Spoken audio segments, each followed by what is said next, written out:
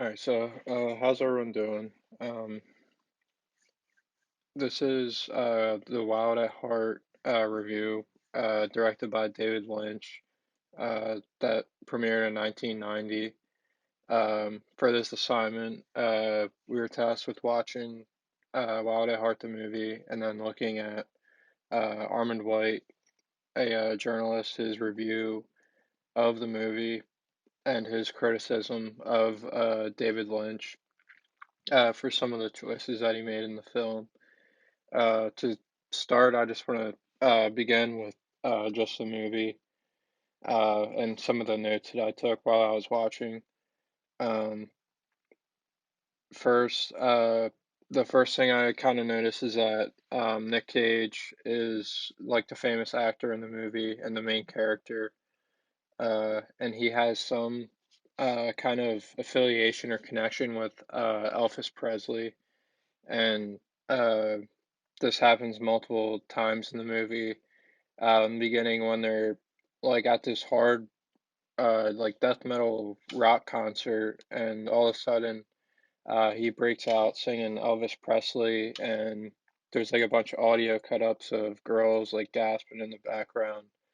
And this theme throughout the whole movie is that Lula wants him to sing "Love Me Tender" to her, and he says that he only sings that song to his wife or some deal like that. So he ends up singing that at the end of the movie on the roof of her car before they get together. So there's that like weird connection kind of to Elvis Presley, and Armond White kind of touches on that too a little bit, which I'll get to later.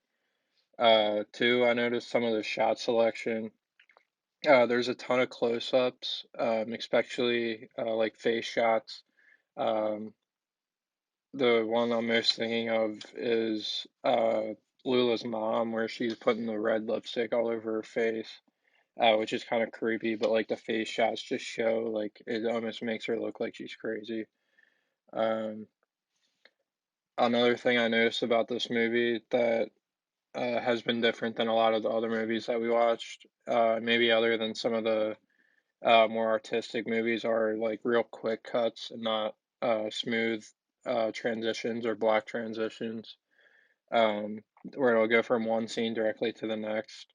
Or I also noticed a lot of parallel framing, which we talked about a little bit in class, of where one event is occurring and it'll quick cut to another scene that's happening at the same time to kind of give context to one or the other scenes. Um, I think you noticed this a couple times. One, like I mentioned before, when the mom's putting on the lipstick, and it will keep flashing back to Nick Cage and Lula and them like being on the run, or when she's talking to the boyfriend or husband. I think it's her boyfriend on the phone who's trying to track Nick Cage and Lula down. It's cutting back and forth from the conversation to him driving to New Orleans. Um, or even in the same scene, I believe, when the song comes on comes on the radio, um, coming down to New Orleans. I forget exactly what the words were, but it's cutting to Lula and Nick Cage, who are already in New Orleans, and they're like in that bar scene. Um, so that's another thing I noticed about kind of like the shot selection, uh, and the quick cuts being different than some of the other movies we watched. Um, Another thing I noticed in this film is there's um, not like full blown sex scenes, but there's like a continuous theme or pattern of um, like Nick Cage and Lula being intimate with each other, and I couldn't really come to a conclusion of why that is. But Armond White touches on it a little bit and even calls Lula a nympho, which I'll talk about later when we talk about the article. But um, one thing I noticed about kind of one of the concepts in the movie is that from the very beginning, Lula's mom, she's like hell bent on trying to stop Nick Cage from dating her daughter. and she even like hires a a guy to kill him who she actually hired to kill her own husband and lied about it to her daughter and covered it up and made it look like she didn't have anything to do with it. So one takeaway from that was that the mom who was trying to do the right thing for her daughter was actually a worse person than the person she was trying to kill. And so I thought that was just kind of like some of the irony that came in the story. Um, Another thing I noticed that was kind of weird, kind of similar to the Elvis Presley thing. Two things that were kind of weird compared to that. Is the like random outbreaks to like death metal music. Um, One when they're in the club and they're playing like death metal music, and like I said, he just outbreaks into singing Elvis somehow. And then later they're just driving on the road, and she's like hearing all Lula's like hearing all the bad news on the radio, and she turns it off and pulls over and tells Nick Cage or Sailor to put on music, and he puts on a death metal song, and they just start going crazy like in the middle of the desert. So that was another thing that was kind of weird. Um, Another thing, kind of along the same lines, are like these references to The Wizard of Oz. There's like a couple shots where it shows like a crystal ball and like what's happening, almost like in The Wizard of Oz when the Wicked Witch is watching what's happening inside the ball. So that was kind of weird. There's like a shot of them when they're riding in the car when they're in the desert, and Lula sees her mom on a broomstick, like riding in the middle of the desert, and also the scene where she's clicks her heels together three times when the I think his name was Bobby Ray, I believe, comes in and kind of creeps her out, and so yeah, I noticed like a weird connection kind of to the Wizard of Oz as well. Um, there's also an element I noted here about kind of throughout the movie, and maybe this touches on like the different kind of sex scenes that are in the movie, is that Lula, when she was at a young age, was she said she was raped by her father's business partner, and she like I feel like trauma like kind of continues throughout the film. And then when that guy Bobby Ray comes in, I feel like it just sparked it again for her when they're in that trailer park scene. Um,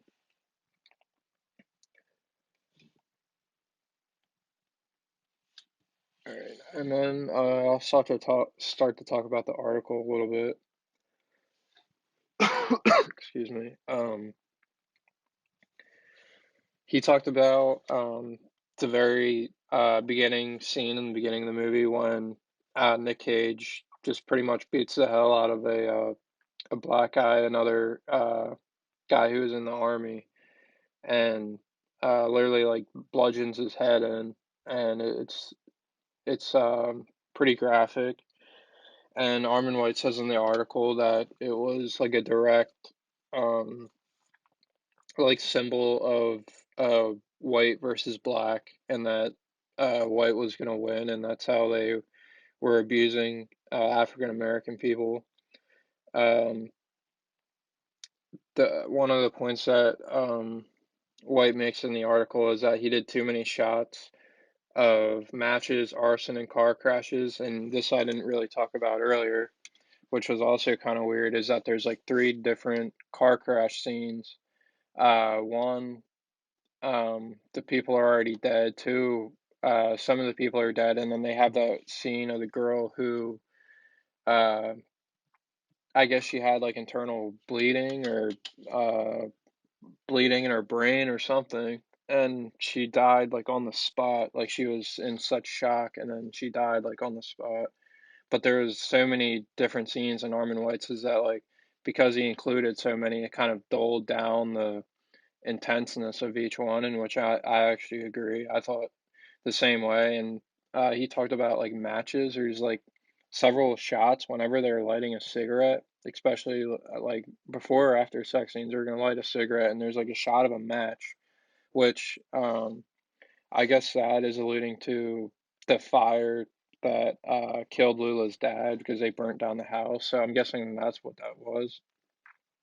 But White says that because he used the shot so many times that it kind of dulled it down, and I kind of agree with that point. Um, he talked a little bit about the Elvis Presley thing and that he believes that it shows that the youth are superior. And I can kind of see that, but like I feel like that's kind of like uh, I feel like you kind of just make you can make that fit uh your idea if you want to, but I don't know if that was really what Lynch was trying to go for when he did that.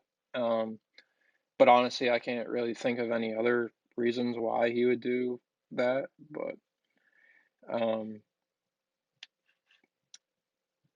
one quote that I noted down that Lynch put in the article is that he believes Lynch lives in, quote, deep in the darkness of a lily white paranoid America.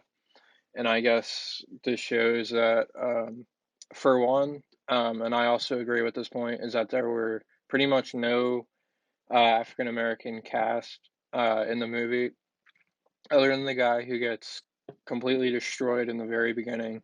And I remember the band that when they go into the bar when they're first in New Orleans, like there's like a band playing in the corner and they're African Americans. And I think this is where White is kind of like, all right, like that's where he starts to draw out, like, all right, this guy is like a racist based off of previous works, which I can't comment on because I haven't watched Twin Peaks or any of the things that White also brings up in the article. But I can kind of see some of the things that White is drawing on to come to that conclusion. And while I wouldn't just blatantly say that I believe Lynch is a racist and that film completely is obvious, that shows that. But I can see why Armond White would try to make that point. Um, but when he talked about the paranoid white America, and I just kind of thought about like the concept of the movie while these two young kids are on the run in fear for their life because their mom hired this like hired gun guy. Um, but yeah, so that's kind of my thoughts about the movie as well as the Armond White article and how they kind of mesh together and all that type of sort of thing. So thank you guys, and I'll see you again.